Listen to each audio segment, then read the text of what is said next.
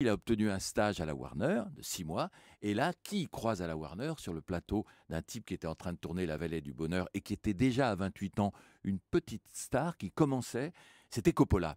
Et Coppola a été attiré par ce mec qui le regardait, qui était un taiseux. Coppola, il était très extraverti, costaud, barbu. L'autre était barbu, mais tout frêle. Et surtout, il ne disait pas un mot, Lucas. C'était un mec ultra timide, ce qu'il est resté d'ailleurs toute sa vie. Et quand Coppola a vu qu'au bout de 2 semaines, Lucas s'en allait, il a dit, dis donc, viens ici, toi, reste avec moi, je vais te nommer à la production. Ils sont devenus potes. Et quand Coppola a installé ses studios Zoetrope près de San Francisco, il l'a bombardé vice-président.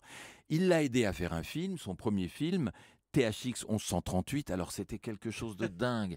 Ça se passait dans un souterrain, il y avait une lumière blanche. C'était un type qui était oppressé par une espèce de dictat totalitaire. Enfin, c'était pas très bon, quoi. Et quand... Si. Enfin, Il y a débat. Pardon, Il y a j'ai vu débat. le film, moi je trouve ça très très à bien. l'époque, mais ça a été l'époque. remonté. Ça a été remonté.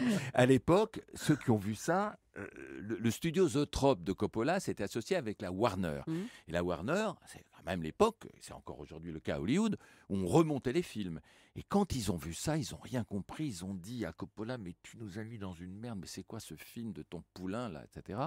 Et il paraît que Lucas a envoyé des copains pour prendre les bobines Oui. dans la salle de régie à la fin du film, dans la salle de projection, pour pas que la Warner les récupère. Mais la Warner les a récupérés et a remonté le film. Alors ce qui est marrant, c'est que dans le film, il y avait des monstres à la fin, et la Warner a dit, mais les monstres au début, c'était déjà des monstres poilus qui annonçaient un petit peu la suite. Chewbacca. Donc il a été obsédé toute sa vie, paraît-il, C'est-à-dire qu'au Lucas. départ, personne ne croyait en lui. Non, personne ne croyait en lui. Et quand il avait affaire au studio, il se rappelait toujours de cette phrase, mais les monstres devant.